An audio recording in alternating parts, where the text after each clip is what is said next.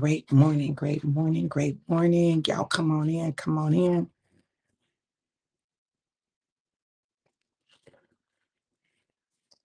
Come on in, come on in. Mm, mm. Good morning, good morning, good morning. Mm. Huh. Y'all let me know who's here and where you're tuning in from, who's here and where you are tuning in from. Let me know who's here and where you're tuning in from. Good morning, good morning. Is that Kim?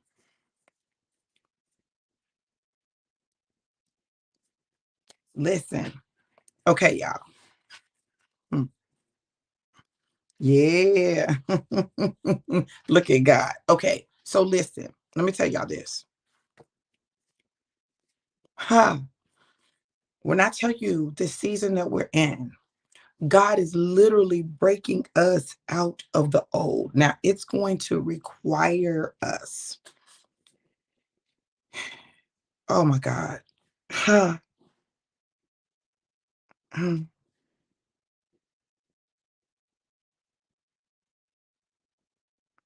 Okay.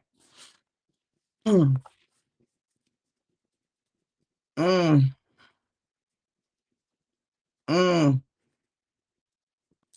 It's going to require us to do some things that we've not normally done in some ways that we've not normally done them.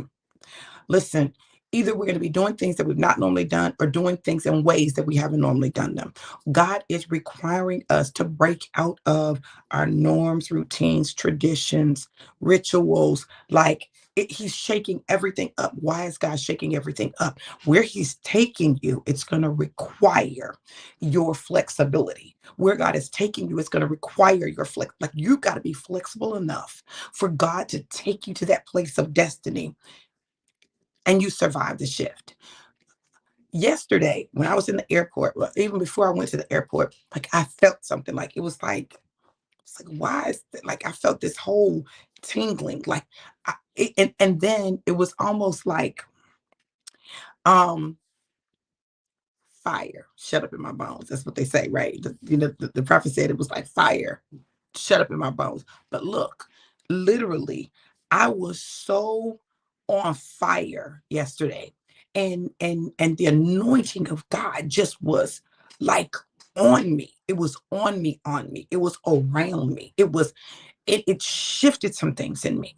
Like I knew that when I took off in that airplane, that that was symbolic of something, a shift in the spirit and the natural, a shift in the spirit and the natural. So look, you got to understand this shift is going to require you to do some things you haven't done before, or do some things in ways you haven't done them before, or even huh,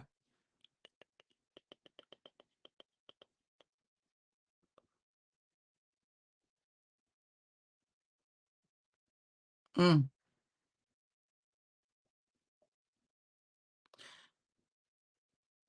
there's a song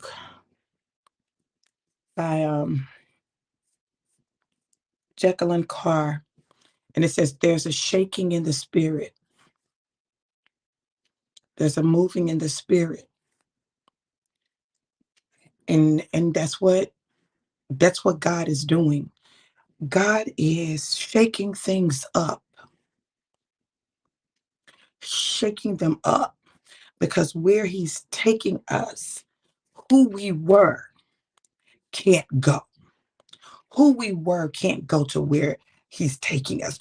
Who we were can't walk into the destiny that He has for us. Like the version of us that existed can't be the version that shows up for where He's taking us. Now listen, I need you to understand this isn't about um doing things the way people want you to do them, or doing things because people want you to do them. This is about God shaking us. There's a shaking, and this shaking is so huge that the old you couldn't sustain where you're going.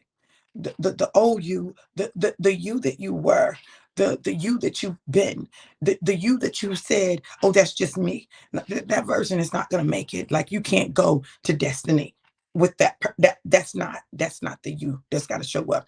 And I'm telling y'all, this is not about you changing who you are. It's about God shaking you up to release aspects of you that you may not have even been aware of. You may not have been aware they existed. You may not have been aware that it was in you. Like, God is literally bringing out of you the things that He deposited in you. And listen, things that He deposited in you um, from conception.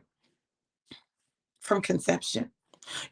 I used to wonder, like, there were just things about me I didn't understand. I didn't understand why I didn't fit. I didn't understand why I was different. I didn't understand. I didn't understand.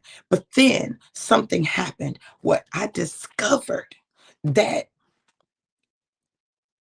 I had another daddy. And when I began to learn his DNA, then I made sense. There were things that didn't make sense to me before that began to make sense to me. And I began to understand why I was the way I was, why I showed up the way I showed up, why I talked the way I did, why I treated people the way I treated them, why I like it explained things. I need y'all to catch this now. Hey, Alita, I miss you too, babe. Listen, I need y'all to catch this. There is a whole a conversion of you, transformation of you that is taking place. And this transformation is going to require not the you that you've always known, not the you that you've always known, but the you that God created. There's the you that you've always known, and there's the you that God created. Now, let me tell you what the difference is. Many times, as we're growing up, life, parents, family, situations, circumstances begin to shape the you that you are. So there are aspects of you that were there at conception, that were there at birth, but then things happen to begin to shift and maneuver that created a you that's showing up now. Listen, the you that's showing up now is not the you that God like needs in this season. I mean, He needs you, but I need y'all to understand that He needs more of you, more from you. He needs you to let Him do it. Let Him do it. Let Him do it. I was thinking about this. Um, um God has been requiring me to let go of the you that I created, the me that I created, to stay safe and to keep from getting hurt. She's had to die. Why did she have to die? She had to die because she was blocking me from my destiny. Well, Dr. V, how was she blocking you from your destiny? Listen, she told me, hey, I don't like the way this look. I don't like the way this feel. Listen, exit, stage left. Huh, exit. Now, what we not going to do is this. She was stopping me from becoming the best version of me.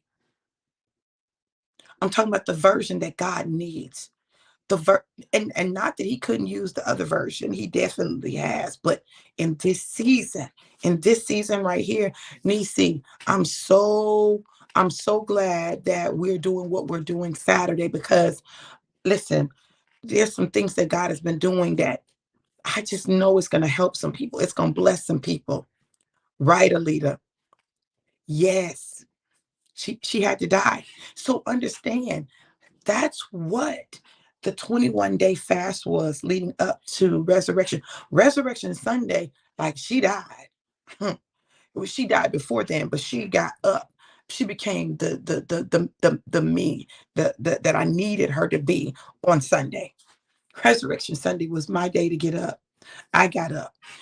And I think that's why Um, I felt this press for it, right? So so here we are, and it's Wednesday, right? It's Wednesday. And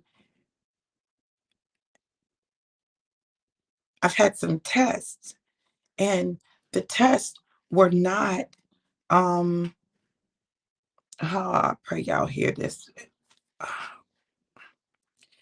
The tests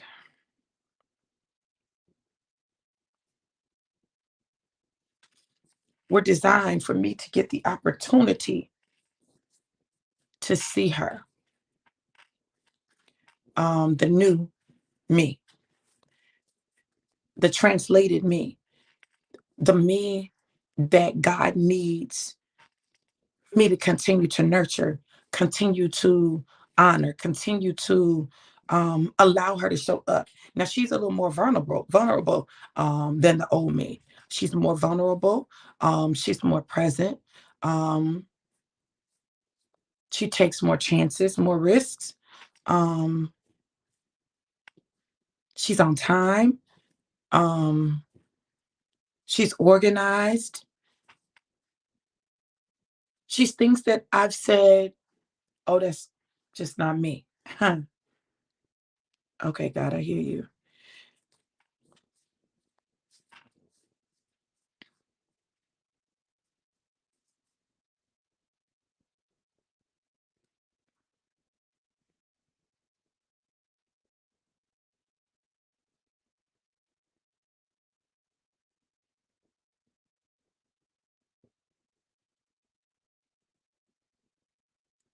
If you want what God has for you, you got to let him do what he desires to do in you and through you. And it's not always going to be comfortable. Um, it's not always going to feel good. See, now I understand. God is so amazing. So when I left Tampa, I didn't just go home, right? I didn't just go home back to my dad's, right? Um, like I'm in Raleigh, Durham for until Saturday. And now I understand. I understand why. Like I knew there were some things that I needed to do, but I understand why on a deeper level. I needed some time for her to sit in her to be able to show back up to my daddy as her. Now listen, I'm still me. Don't get it wrong. I'm still me. I'm simply a better version of me. Anybody want to be a better version of them? Anybody want to be a better version of who you are, who God created you to be? See, God already was using me. God already um had begun changing me, healing me, mending me. But there's some things that God is still yet doing, and He needed me to have some time for Him to do them, to continue doing them so that they could set in. Yes, Alita. He needed me to have some more time. So check this out. So as I'm here, listen, and first of all, let me say this. God did this thing in a way that is mind blowing because let me tell you something. I'm in a room that normally costs like $119 a night. And I got it for $67 a night. Did y'all hear what I said? So what he showed me was, listen, what I'm doing in you, this upgrade, and y'all had to bear with me. Y'all, my tattoo is healing. Here we go, God. It's healing, but as it's healing, it begins to itch. I want y'all to catch this. As it's healing, it begins to itch. It begins, listen. So it itches, but you can't scratch it. Come on, y'all. Listen, the changes that God is making in you, oh, it's gonna make you itch. Like you'll be like, oh, it might make your nerves bad. It might make you uncomfortable. But listen, you gotta allow the process. You gotta allow the process. You gotta allow the process. It is the process. Yes, Alita, I know that's right. I know that's right. You got to allow the process. You've got to allow the process. You can't change the process. You can't shorten the process. The process is the process. You got to go through the process. Like it couldn't be that I got the tattoo and then immediately it was healed. Oh my God. This got me itching. This got me itching. This got me itching. This got me itching. It's got me itching. Good morning, Linda. How are you, gorgeous? Listen, it's got me itching. Why? Healing requires discomfort. It causes discomfort. You have gotten so accustomed to being a certain way and being in certain spaces and showing up a certain way and saying, oh, this is just who I am. Y'all know, no, no, no, no, no, not in this season. Not in this season. It can't be, this is just who I am. You got to be willing to allow God to move you, to shift you, to change you. It will make your nerves bad all the way bad, all the way bad, all the way bad. Come on. Listen, listen. The tattoo looks good. It looks good. It looks good, right? But what you don't see is the itch that's underneath that I can't scratch. My God, you can't see. You see the top layer. You see the tattoo. You see that, but you can't see the itch that I feel underneath it. You can't see how badly I want to just.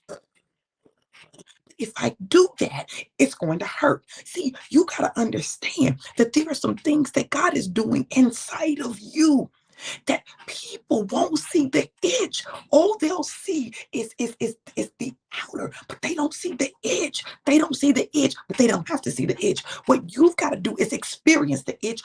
Don't scratch and allow God to continue the healing process, the transformation, the making you whole, the getting you to the place that He needs you to be. There's a place that God needs you to be mentally, emotionally, spiritually, physically. There's financially, there's a place that God needs you to be that's going to require some changes in you that are going to make you itch. They may make your nerves bad, but they are necessary for where you're going. Come on, come on. Harold said, because I'm very uncomfortable these days, I know there's better. I'm not sure where to go and what to do about it.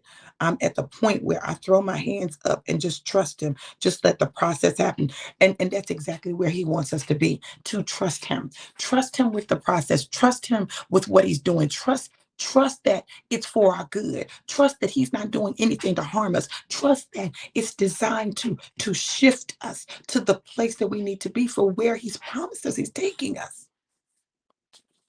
Trust Him. We got to trust Him like we've never trusted Him before. We've got to trust Him with things we've never trusted Him with before. We've got to trust Him when it looks different and we're not sure. We're not even sure what we're going to look like when it's done. Listen, if y'all had told me a month ago that I would be wearing my natural hair out, I would have been like, no, I'm not. That's too much work. I'm not doing that. It's too much work. It's too much work. Did y'all hear what I said? It wasn't that I didn't have hair. I had hair. That wasn't the issue. It was too much work. The other way was easier. It was easier. I didn't have to worry about it. I didn't have to do all this extra. I didn't have to do all that, right? But God said, no, I need you to get back to work. I need you to get comfortable being uncomfortable. I need you to get comfortable in the discomfort that I'm bringing into your life. I'm changing things so that you can't say, oh, this is just who I am. This is just how I am. No, no, no. That's not good enough not this season. That might have worked last season. That might have worked last season, but it's not going to work this season. I made you new. See, that's what the resurrection was about. You becoming a new you, not a new you in the old you. Mm-mm. Not changing some things in you, not rearranging some things in you, but becoming new. See, when Jesus got up, He was not the same man who died, right?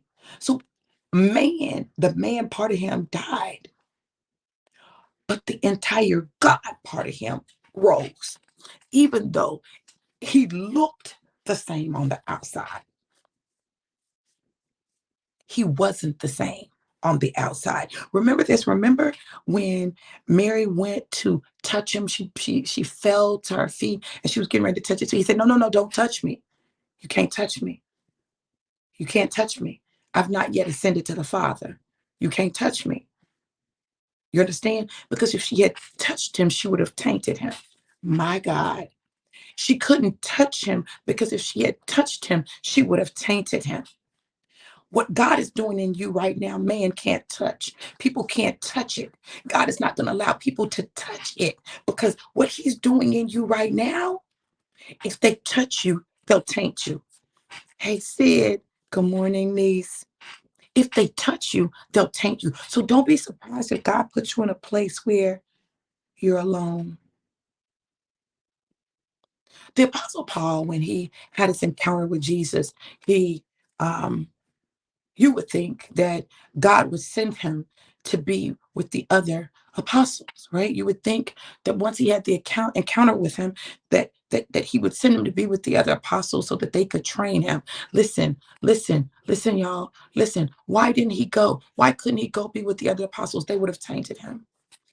They would have put their version of who God needed him to be on him. They wouldn't have allowed God to do what it is that he needed to do in him. They would have said, you got to do it like this. You got to do it this way. And it's you got to show up this way. And you got to follow this law. And you got to follow this regulation. No, God needed him to have time with him so that he could become who God needed him to be for his assignment. Hmm. Wow. Some of you have been frustrated because it seems like everybody that you thought would be with you is not with you. And it seems as though you're in solitary confinement.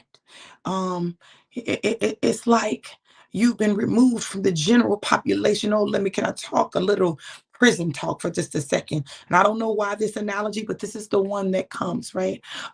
In prison, there's the general population. That's when you out there with everybody. You out there with everybody. Oh, thank you, Sid. You out there with everybody. You out there with everybody. You in the general population. You with all of the other prisoners. But sometimes something will happen and they have to put you in solitary confinement. Solitary confinement is viewed as a punishment. Okay, this finna bless somebody. Oh, this finna bless somebody. Come on now, this finna bless somebody. Solitary confinement is viewed as a punishment. Listen, it's viewed as a punishment. But do you know that when a person is in solitary confinement, that's where they get in touch with their own thoughts. That's where God can often speak to them. And it's also used as a protective mechanism. See, sometimes people go into solitary confinement as a punishment, but sometimes they'll put somebody in solitary just to take them out of the general population in order to protect them. God is taking you out of the general population and put you in solitary confinement, not as a punishment. Oh, he ain't punishing you. You like, God, why are you punishing me? Why are you doing this to me, God? No. He's not punishing you. He's putting you in solitary confinement because there is a new thing that he's doing in you, and he can't afford for it to be infected. He can't afford for it to be contaminated. He can't afford for other people to inject their views on how to do it. He can't afford it. Like, he literally got to put you in solitary confinement so that he can do what it is that he desires to do in you. Listen, he wants to do it. He wants to talk to you. He wants to tell you. He wants to get you there. He wants to help you. Like, you've been looking to people to do it, but people can't do it, but he can. But he can't do it in the general population. Oh my God, I'm itching. Oh, he can't do it in the general population. He can't do it in the general population. He can't do it in the general population. Listen, yesterday, I told him, I said, listen, I said, God needs you to tap in and not tap out. So let me talk to you about that. Let me talk to you about that. So this is what happens when things get real uncomfortable for us. We tap out. We tap out. Do you hear what I'm telling you? Listen, when things get really uncomfortable for us, we tap out. Why do we tap out? Let's sign up for this.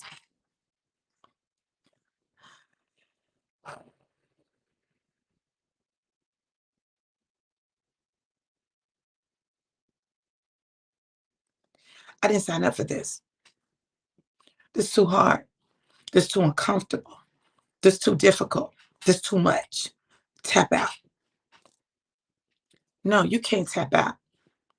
You got to tap in and stay in. You got to tap in and stay the course and let God do what he desires to do in you. You can't tap out. Stop freaking tapping out. Stop. You can't tap out. You can't. You can't tap out. You can't. Not this time.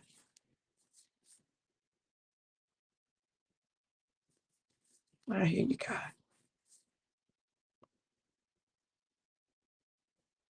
You can't tap out.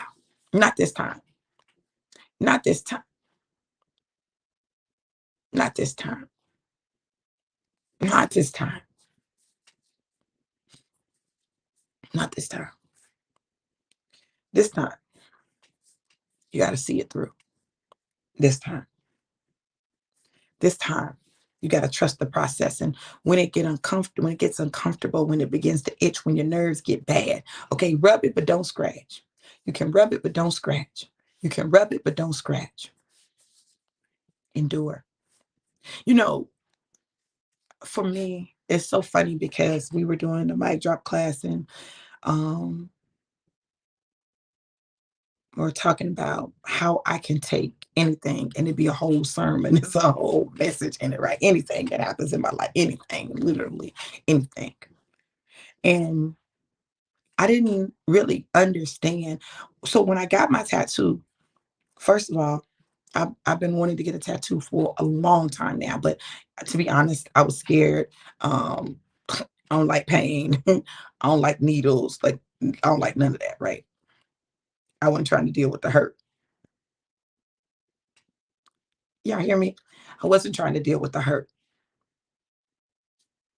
I wasn't trying to I'm not trying to deal with the hurt. I'm not trying to deal with the pain. Okay. So then it began to make sense to me. So on Thursday, before Good Friday, I went and I got my tattoo. And when I got my tattoo, and listen, I'm not even gonna get into the religious debate about marking your body. I'm not even gonna get into that. Okay, I got a tattoo. Okay, so as I was getting it, it hurt. It did. I'm not gonna lie to you, it hurt, and it's in an area that's really sensitive, and so some parts hurt more than others, and some parts we was like real heavy on. I said,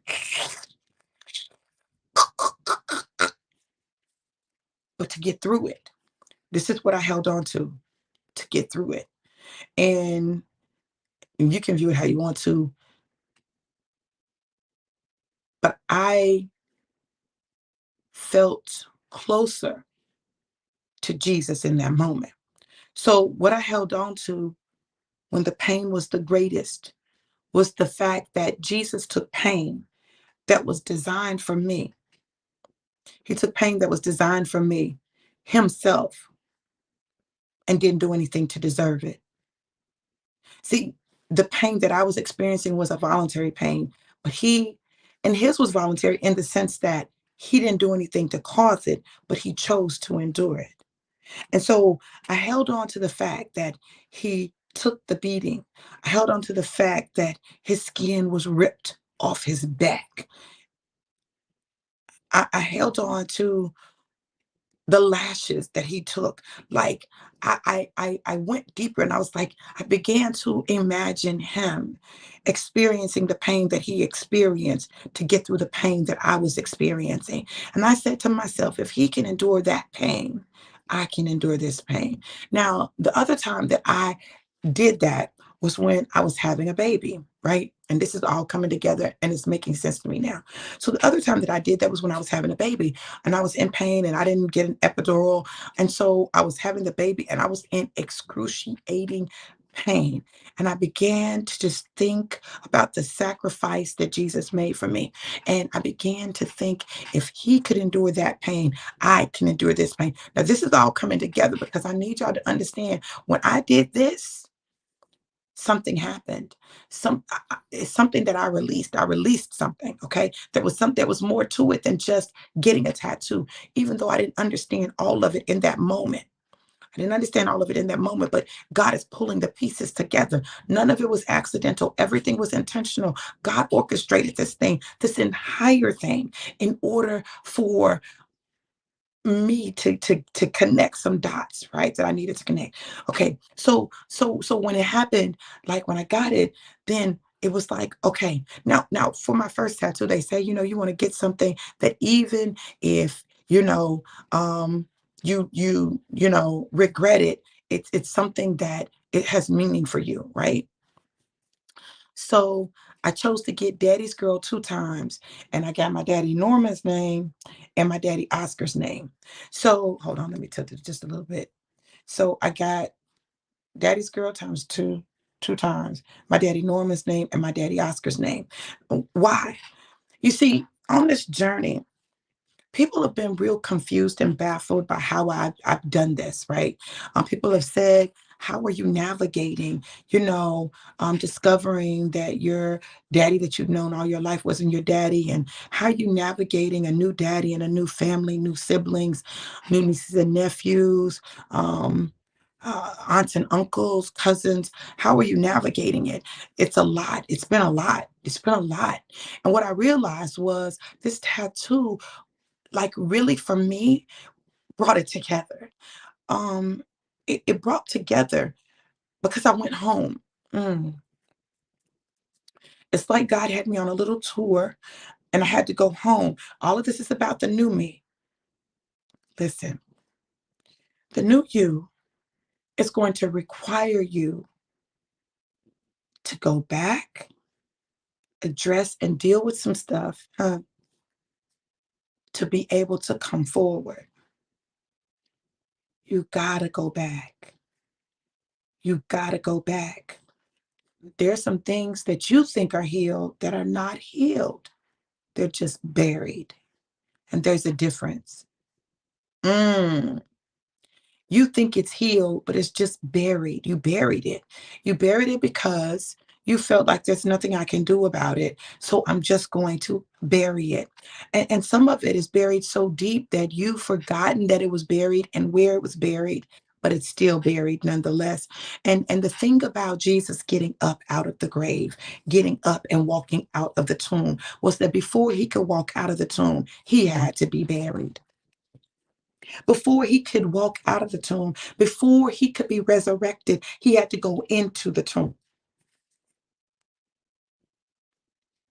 And notice this.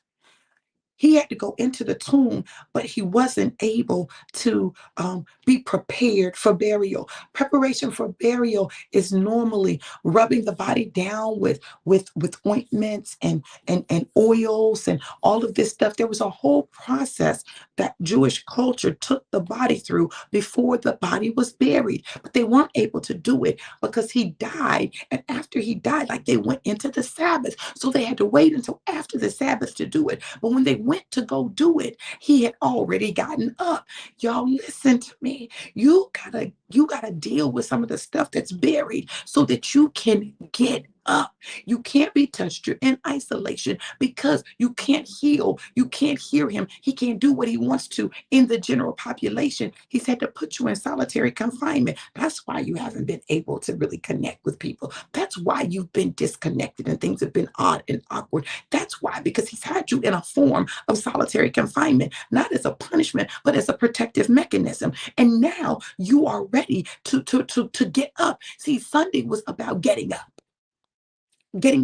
being resurrected with a new body. Come on now, a new body. And in the new body, a new mindset, a new spirit. You become new, all new, totally new. You're not the same you that you were when you went into the tomb. You're not the same you that you were when you went into the grave. No, you have been resurrected, a new you, a new you. And God is calling the new you to show up, the new you. On Sunday, Apostle Stanford Young, he preached, and as he was preaching, he was talking about putting new wine in old wineskin. That's what we've been doing. That's what we've been doing. Y'all listen. That's what I've been doing. I've been trying to put new wine in the old wineskin. The old wineskin can't contain the new wine. So what happens? It bursts and the new wine spills out along with the old wine. The old, it all pours out and it's wasted. So this season, he made me a new me and put in the new me a new wine, a new mind, a new spiritual understanding, new ways of dealing with things. If I can just be transparent for a moment. I know y'all say, Dr. V, you're always I am, but can I just share something with you? And I pray y'all hear me. So one of the things about me is, like, when I look at my personality, when I look at me on disc, when I look at my strengths, when I look at um, who I am, there's some things that are very my personality type. There's some things that are that's very me, right? Um, I'm a leader. I'm a visionary. Um, in Strength Finder, I have this strength called Woo. Woo is winning others over and others over. In 16 personalities, I'm a campaigner. I'm that person that at the front of any campaign can get people on board. Like, people want to go where I'm going. They want to do what I'm doing, right? They want to follow me, right? Um, that's a very natural part of who I am. In Strength Finder, I'm also strategic, right? I can see connections in things that other people don't see connections in. I can see who needs to be connected with who, or how things go together. I can connect the dots. I'm great at connecting the dots, right? I also, one of my strengths is significance. Um, hold on. Activator, woo, strategic, um yeah, significance. Significance means that um I know I'm supposed to make a difference. I'm supposed to make a difference. I'm supposed to show up. I'm supposed to be big. I'm supposed to, right? And I accept that, right? I accept it. Not only do I accept it, I embrace it. I love it. I welcome it. I don't have a problem with being the center of attention. I don't have a problem with being at the front of the room. Like, I don't have a problem with any of that. Like, I embrace it. Like, I'm supposed to be in the front of the room. I'm supposed to lead. I'm supposed to be on stage. I'm supposed to speak. I'm supposed to be visible in media. Like, I'm supposed to, right? It's in me. Like, I feel that thing. That thing is deep in me. Like, I know that that's who I am. Um, and then I have self-confidence. Um, I trust self-assurance. I trust my ability to make decisions. I trust me. Even if I make the wrong decision, or what looks like the wrong decision, or something that doesn't go the way that I thought it was going to go. Like, I trust not only my ability to make the decision, but to accept the consequences of any decision that I make. Like, I'm a big girl. Like, I can do that. Like, if I make a decision, like, okay, it didn't go the way I thought it was going to go. Okay, like, I can own that. Like, I'm not that person that won't own my stuff. I own my stuff. Even if nobody else owns theirs, I'm gonna own mine. Like, it is what it is, right? I did what I did. I said what I said. Like, I can own it. I can own it. And I can also self-reflect enough to see, okay, well, where did this come from? Why did this go left? Like, I'll do that work. I'm gonna look at me. I'm gonna work on me. I'm always gonna do that. Like, that's just a part of who I am. So I had a situation, and I had to decide how I was gonna deal with it.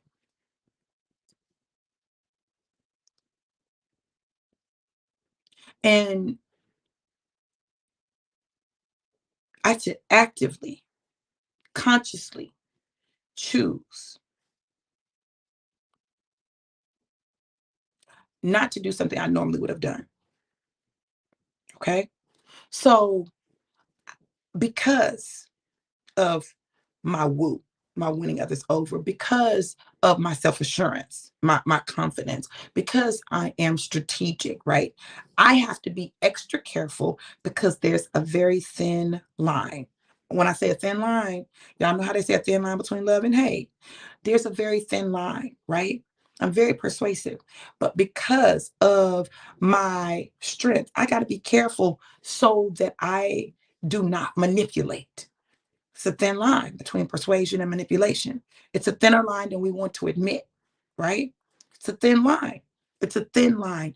And so I had to choose actively to stay on the persuasive side and not the manipulation side. Now I'm just telling y'all.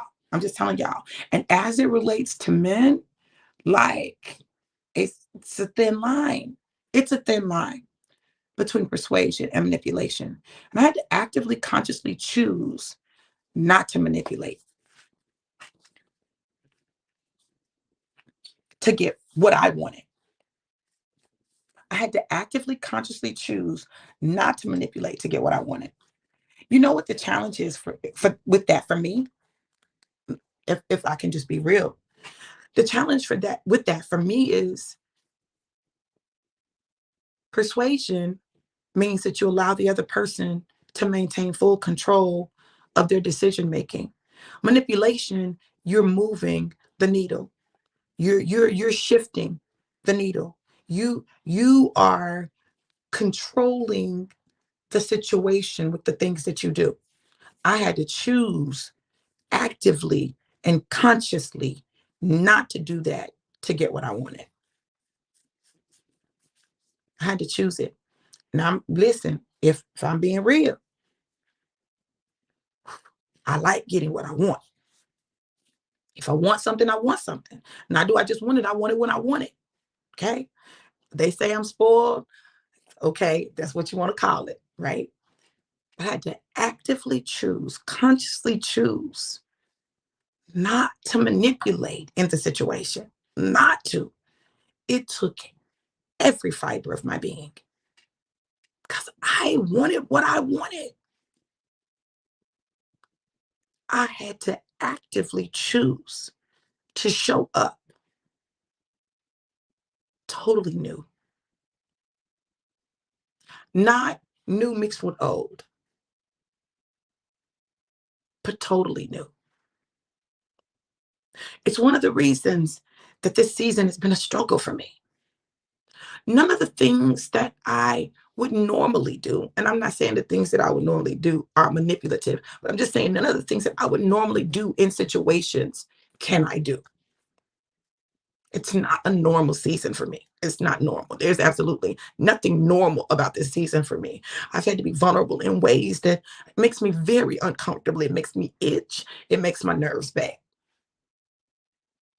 I've had to show up and allow myself to be vulnerable in ways that I do not like because historically, people have taken advantage of my vulnerability. They've used my vulnerable moments against me. They've used my authenticity against me. Um, they've used those things that where I open myself up. They've used it against me. And it makes it challenging for me to show up like that, fully challenged. But in this season, that's what God is requiring me. He's requiring me to just be vulnerable, to be open, to be transparent on a level, even though I'm transparent, that I'm like, listen, I wasn't trying to give all of that, but I have to. And I have to because this is not normal. This is not a normal season. This is not the old wineskin. This is new wine in new wineskin in order to allow the expansion. See, the thing about putting new wine in an old wineskin is that the skin has to be able to handle the expansion. And what God, oh my God, here we okay.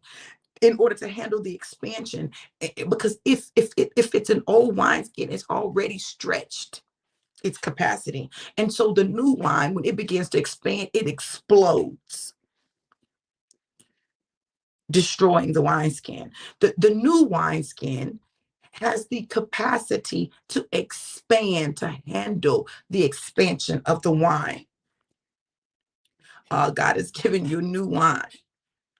And the new wine is expanding. It's going to expand you. It's going to expand the wine skin. It's going to expand your territory. It's going to expand how you handle life. It's going to expand everything. And you got to be able to be in the new wineskin to handle the expansion that God is doing. You can't say, God, expand my territory and not have the capacity to handle the expansion, because it'll explode and all of the new wine will get spilled. It'll get spilled. It'll get spilled, and it'll be wasted. No, you got to be able to handle the expansion. God is expanding you. On Sunday, the prophet, Apostle Young said, God is expanding your territory. He's expanding you to have the capacity to meet the needs of the people, because there's a people that's already prepared and waiting for you. He said, you've been looking for the people, but there are people that are looking for you. They're waiting for you to show up. And these people are prepared for you. They're prepared for you. They need you. They're already ready for you. You don't have to convince them. You don't like they already are there waiting for you to show up so that they can come alongside you, follow you, go where you're going. Like these people it's a different people. These are not the people that you're accustomed to dealing with. These are people that are specifically called to you.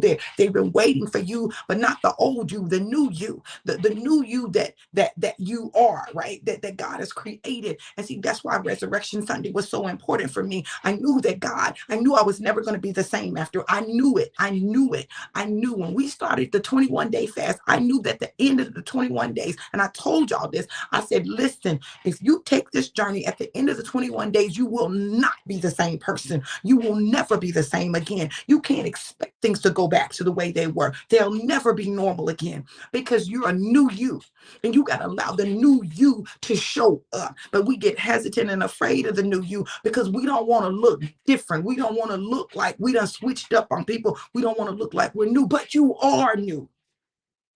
You're not the same person you were when you started. Resurrection Sunday, listen, I'm telling you, I knew. It started Saturday. I saw the beginnings of it on Saturday. I went out to eat with my cousin. Here I am. Y'all listen. And I'm telling y'all this because you gotta expand your mind. When I got to Tampa to preach, and that Sunday morning when I got ready to preach, like I knew God had done something that morning, like something shifted in the atmosphere, something had shifted. And he said, I'm giving you expanded expectations. Because listen, we get to a point where we settle. We settle. But he said, no, I'm giving you expanded expectation, because here I am.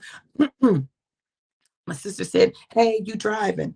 Okay, I'll drive Bella, her Maserati. Now listen, mind you, before she got her Maserati, my daddy had said, oh, we need to get matching Maseratis. I was like, no, I don't know if I'm really a Maserati. I'm not really a Maserati person.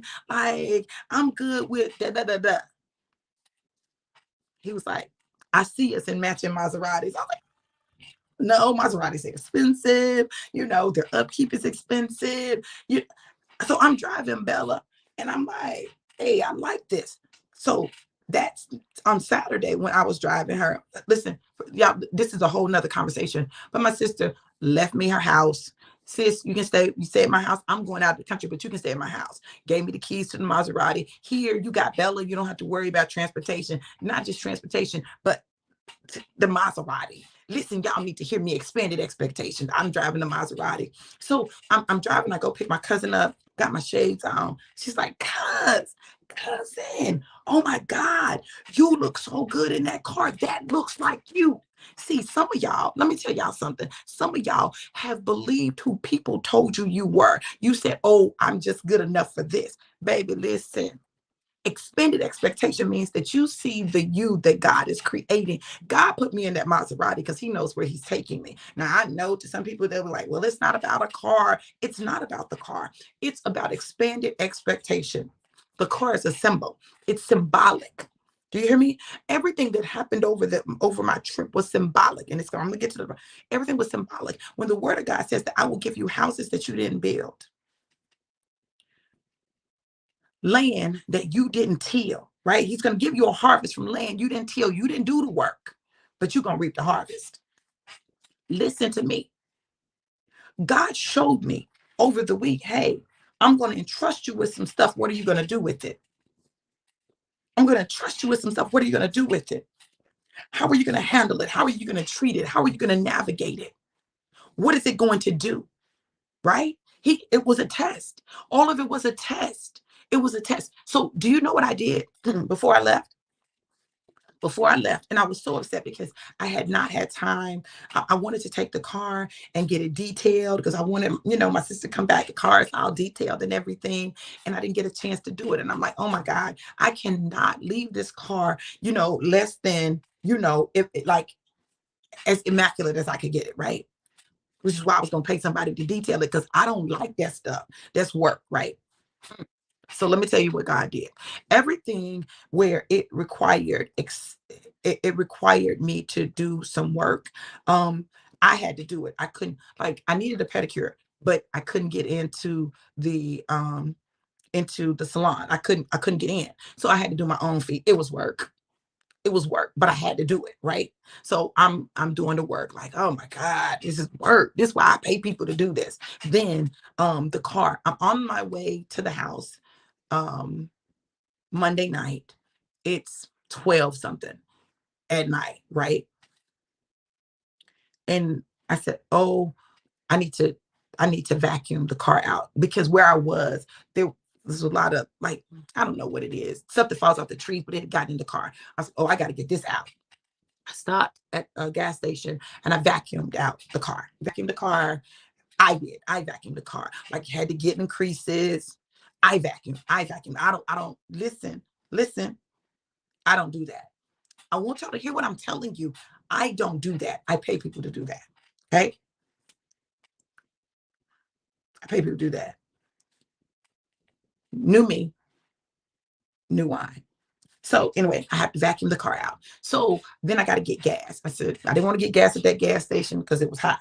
So I said, okay, I'm going to go to this gas station that I know, right? I got this is 7-Eleven. I get my discount. Da, da, da, da, da. So I go to the 7-Eleven and what's there? A car wash.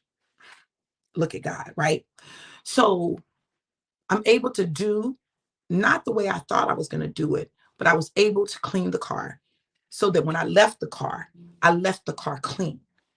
Like, I left the car clean. I went into the gas station. I bought like the cleaning wipes, right? And I began to clean the dashboards, the cup holders, like the creases, the crevices, the seats. Like, I'm wiping everything down, right? Because God wanted to know how I was going to take care of it, right? Now, what does it have to do with that Saturday? So that Saturday, I I was in the Maserati, driving the Maserati, and I drove it long enough for it to feel like it was mine. This the whole thing. I miss Bella. I miss her. Sissy, when you get home, please love on Bella for me. Let her know I love her and I miss her, okay? God said, I need you to get used to some things. Catch this, y'all. I need you to get used to some things that are not the norm for you. They're not routine. It's not regular. It's different. And it requires the new you to show up, the you that just does whatever it takes. And I do this, y'all. This is crazy. I do this in other areas. But there's some areas I'm like, I can't do all that. That's too much. That's too much. That's too much. No, I'm not doing all that. So literally, God has been expanding me. I talked to my dad. My daddy said, oh, because I told him before I left, Dad, I want to do some painting. I want to like create my space so that it's me, My dad said, oh, I got some surprises for you. I upgraded some stuff. I got some stuff for you. I'm just upgrading stuff. I need y'all to hear me. The upgrade is going to require the new you to show up. The new you, not the old you with new wine in it. The new you. You can't do it the way you've always done it. The new you. Some things have got to change. The new you. So God has been speaking to me about the new me today. The new me. I can say what I don't do and I don't do this and I don't do, I can't say it no more because there's a new me. And the new me looks different, moves different, shows up different. The new me doesn't have to control everything, but does have to stay open. The old me shuts down. The new me. What is the new you? What is it that God has done in you? The new you. I need y'all not to tap out on the new you. I need you to not tap out on your destiny. Your destiny requires the new you, not new wine in the old wineskin, but the new you to show up. As we're heading into Pentecost, God is desiring the new you to show up because he's going to do some even newer things. This is what he's been saying to me. Y'all need to understand that what he's going to do on Pentecost this year, I'm telling you, everything is significant. What he did Resurrection Sunday and leading up to it, the process of Lent, the Passion Week, Resurrection Sunday, and what's going to happen on Pentecost. 50 days from resurrection to Pentecost. 50 days. This next 50 days, well, now it's 47. This next 47 days is crucial. It's crucial. Every single one of these days is crucial. It's crucial.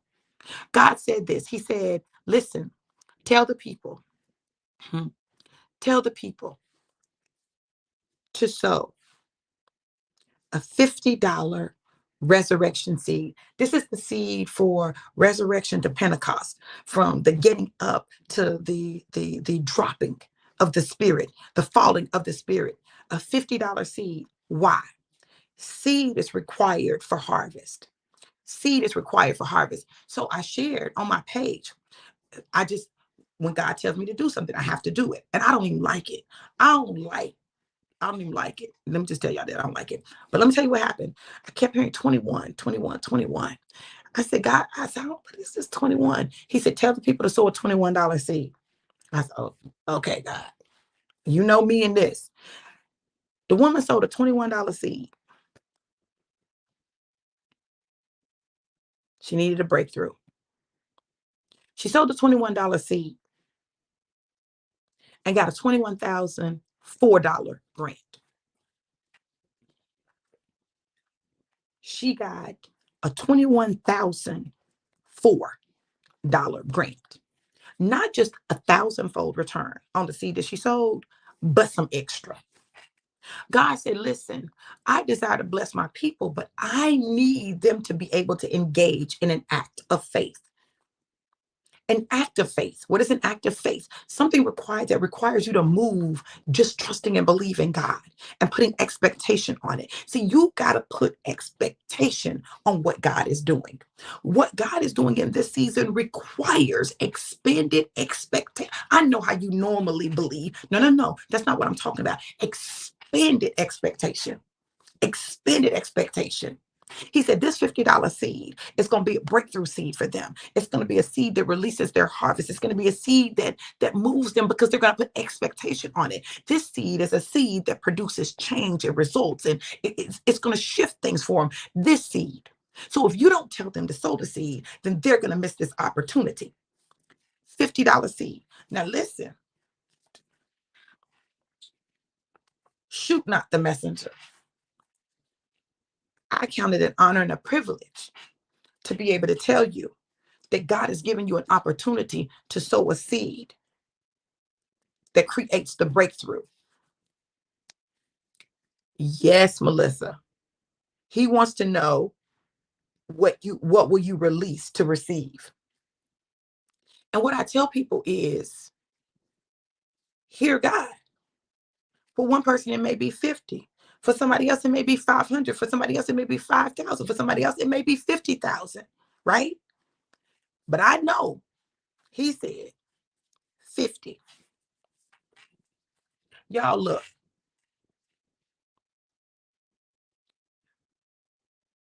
And I'm not like a money, that's not me.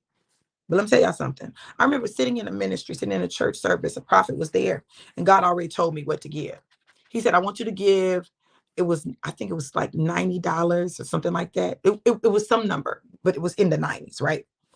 And so I already made up in my mind. And why did the prophet say, I hear the Spirit of the Lord saying, sow a $90 seed.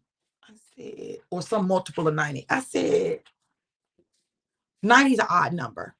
90 is an odd number. Like, not 100, not 80, not 70, like 90.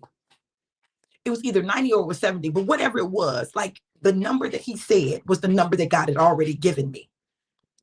God is requiring some things of us that's going to make us, I told y'all it's going to be uncomfortable, but don't scratch. It's going to make your nerves bad, but do it anyway. It's going to require the new you to show up with expanded expectation, trusting and believing God for the breakthrough that you need. Listen, I trust God. I trust God. I was at the airport and my luggage weighed more, significantly more than it had to. And in one of my suitcases, I was going to try to move the stuff around. I was like, oh, I'm going to try to move these 8 pounds and put them over here. There wasn't no room in that other suitcase. It wasn't even no, I said, listen, I'm just going to pay it. And I paid it. I paid it like, okay, you know, normally I wouldn't have paid that $150. I wouldn't have paid it. I would have been like, okay, well, one of these bags gonna have to stay or something. I paid it. Why? God has given me expanded expectation, which means that I gotta expect that when things show up, that I got the funds to cover it. And I had the funds to cover it. It wasn't how I wanted to spend that $150. I would have rather spent it on something else. But so what? I did it so that I can get my bags where I needed them to be and not have to go through a whole bunch of them. Just forget it. Just go ahead. Just here's the card. Just go ahead. Expanded expectation. Let God do what it is that he desires to do in your life, but it requires seed time and harvest. Those are spiritual laws, right? Those are spiritual laws that are reflected in the natural. This $50 seed or some multiple of 50 version of 50 is going to give you breakthrough. It's a breakthrough seed. It's a breakout seed. It's a seed that's going to really like, it's going to like, I promise y'all. Oh my God. I wish y'all could see. I wish y'all could see the other side. I wish y'all could see the, like, I already know that Pentecost is getting ready to be off the chain. God getting ready to do something so supernatural that it's going to blow the world's mind. It's going to blow the world's mind. Y'all, and I need y'all to get that. Get that. To tap in, don't tap out. Let the new you show up. Don't be surprised when you're in solitary confinement. It is not a punishment. It is a protective mechanism. So the people won't taint what God is doing.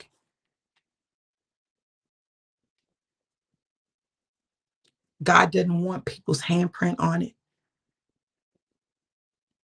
He wants to do it.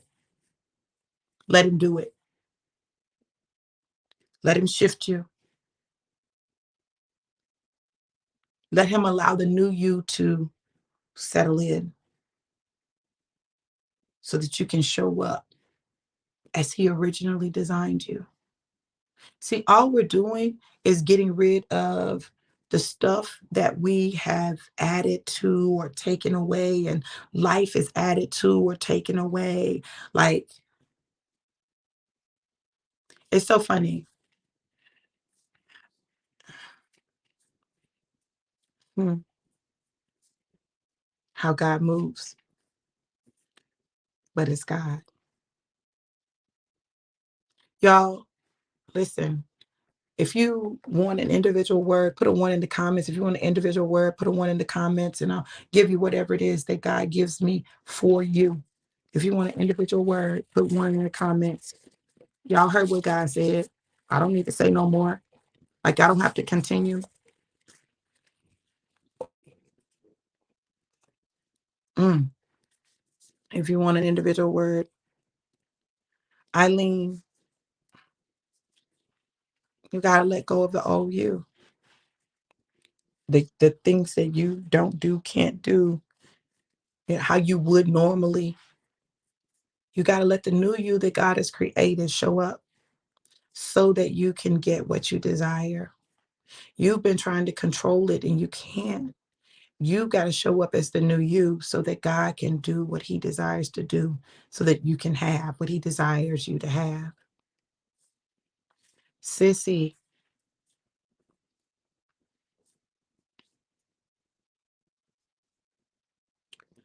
this is what I hear. There's a way that seems right to man,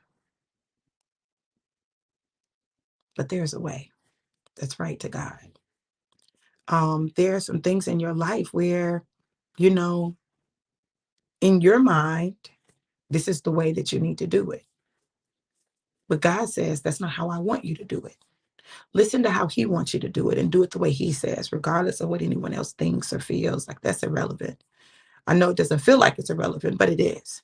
But there's some things that God needs you to do, but he needs you to do them his way. Watch what he does. Miss Carolyn, um, mm, there are many ways to get to a single destination. And then there's the way that God takes you.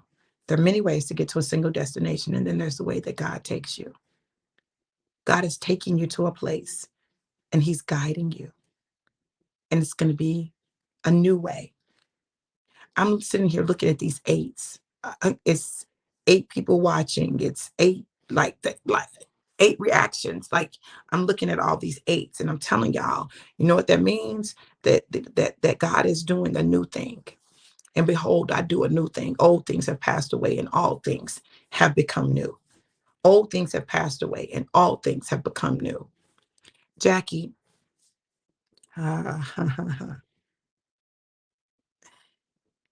there is a story that talks about a man walking on a road. And when he gets to a certain place on the road diverges, and there are 2 paths. And I hear God saying, choose. Choose your path. Neither path is going to be wrong. You just have to choose the path that you're going to take. Choose your path and watch what God does. Because once you choose the path, then things become clearer.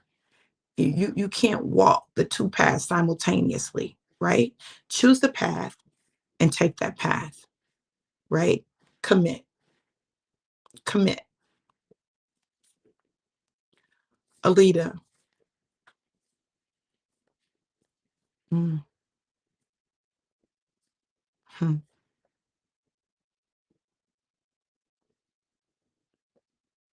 I hear God saying, choose you. That seems strange, right? God said, choose you. You spent your life choosing the kids. Hmm. God said, choose you. Choose you. Focus on you. I'm looking, I see you even got ones in the comments for them. You can't do that. You choose you. Choose you. Focus on what it is that he's doing in you. Focus on the path that he's taking you on. All the rest of it will come together. But you got to choose you. You got to choose you. Now, I know some of you mothers out there are cringing right now when I say choose you. But this is the reality. One of the reasons that parents often struggle is that, um, especially moving forward, is that you get accustomed to choosing your children. My children come first. My children come first. My children come first. And the truth of the matter is that sometimes our children come first because it is a we've been conditioned to think that this is what you're supposed to do. This is the right thing to do, right? Um, Sometimes the children come first because the children coming first keeps us from having to shift out of our norm, right? Into the new.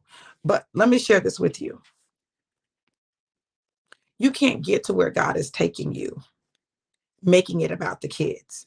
I'm not saying don't love your kids. I'm not saying that at all. I'm not saying don't be concerned about your kids, but I'm saying that there are things that God has to do in us that he can't do if we make it about the kids. There are things that he wants to give you that you can't get if you make it about the kids. It just is not going to happen. It's not going to be what you want. It's not going to be what you desire because you have chosen the kids instead of choosing your path. Because the kids have their own path, but what is yours, right? So That's uncomfortable. That may make you itch. It may make your nerves bad, but choose you. Everything else will line up. Everything else will line up. I'm telling you, y'all, these kids grow up and they go on about their business. They're not worried about you. And you have put your whole life on hold. You have stopped living so that your kids can be okay. God's got them. They belong to God. They don't even belong to you. He loaned them to you. They belong to God. And what you're doing is you're interrupting their process. You're interfering with their process. So you're not helping them. You're actually hurting them. You're hurting them because you're not allowing God to be God in their life. You're their God. You're being God in their life. And I'm not directing this specifically at you, Alita. I'm just saying, like, why did I have to leave my kids in Tampa? Because I became like God in their life. Oh, mama can fix it. Mama got it. And as I'm trying to fix things and protect them and make sure they're good, I got in the way of God. So God said, I got to move you. I got to move you. Because if I don't move you, they're not going to get what I need them to have for their assignment, their journey, and their destiny. So I had to move. Did they like it? No, they didn't like it. Do they like it? No, they still don't like it. But it's what I had to do. I had to do it for me, but I also had to do it for them. So you may think choosing you is selfish, but choosing you is necessary. Choosing you for many people is selfless because it's easier to choose them. It's easier because you don't have to face you. You don't have to do like, it's easier to choose them. Choose you, Alita. Choose you. Lady. Mm. So the parable of the bridesmaids, who had the oil lamps, and 5 of them had oil in their lamp, plus they had extra oil. They had extra oil. So they were able to, when they had to wait for the bridegroom, have enough oil to sustain. The other 5 ran out of oil and they wanted to borrow some from the ones who were prepared.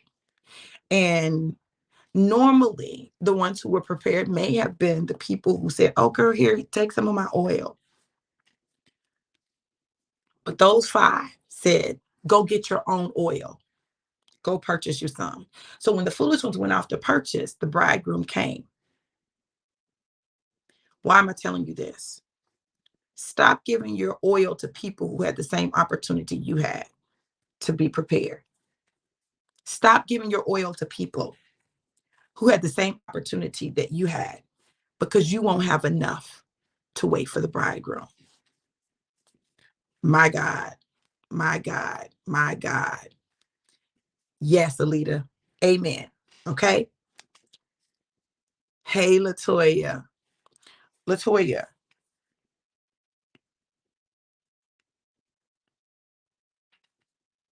this is what I hear. Many are the plans in a man's heart, but the Lord directs them all.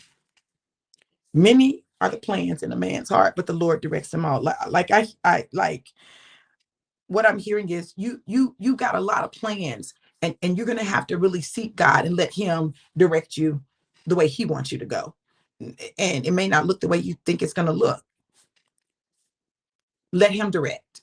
Let Him direct. And when He directs, it's not gonna look like you thought it was gonna look. I be making faces, girl. I, girl, I'm gonna have to go back and see what faces I was making here because I just, yeah. Listen, girl, take His path. Take the path that He takes you on. It's gonna look different than what you would have chosen, but it's the one you're supposed to be on. Well, listen. First, y'all listen. I'm not reading. I'm just giving you what God said. Okay, Jessica. Jessica. Hmm. This is what I hear. I hear it real loud. Shift. That's what I hear. Shift. Shift. I hear shift. Now, listen, you know what that means. You know what that means. Shift. When you're driving a car, listen, y'all know me and my analogies, right? When you're driving a straight shift, right? I know most people don't drive straight shifts anymore, but when you're driving a straight shift, a manual transmission, and you have to shift the gears manually, right? If you ride in first gear too long, you'll mess your engine up. You have to shift into second gear. When you reach a certain speed, you got to shift into third gear. And when you reach another speed, you got to shift into fourth. And if you have a 5-gear transmission, you have to shift into fifth gear when you reach a certain speed. I hear you're overstaying in the shift. You're overstaying in a particular shift. No, you got to shift gears. You got to shift gears. You got to adjust to the speed that you're going. So shift. Amen, Alita. I'm glad. You so welcome, baby. Amen. Well, listen, I thank y'all for tuning in this morning. Be sure to put your $50 seed in the ground, y'all. I'm telling y'all, it's going to be so worth it on the other side. Like, this $50 seed is going to be so transformative, and put expectation on it, expanded expectation on the $50 seed. Expect God to do more. Expect it. Expect God to exceed your expectations, and watch what God says. Amen, God. You're welcome, babe. Listen, it wasn't me. It was God. I love you too, Jackie, and I'm going to talk to you after this. Y'all listen, y'all better trust God with it all. Trust God with it all. That is the thing that I am learning the most in this season. I'm trusting God with it all. And he is requiring more of me than I have normally been willing to give. And I'm here for it. New me. So the old me died. The new me was birthed, resurrected. And you can't touch me right now because I'm not yet ascended. So after this 50 days, then I can be touched. You can't touch me right now because I've not yet ascended to the Father. So listen, I love you guys. And I pray that you've received what it is that God had for you today. He's doing everything in his power to give you what you need in order to get to this next place in your life, this next place of destiny. It's up to you to do the work. I love you guys to life, and life more abundant. Be amazingly and incredibly, hold on, blessed. Mwah.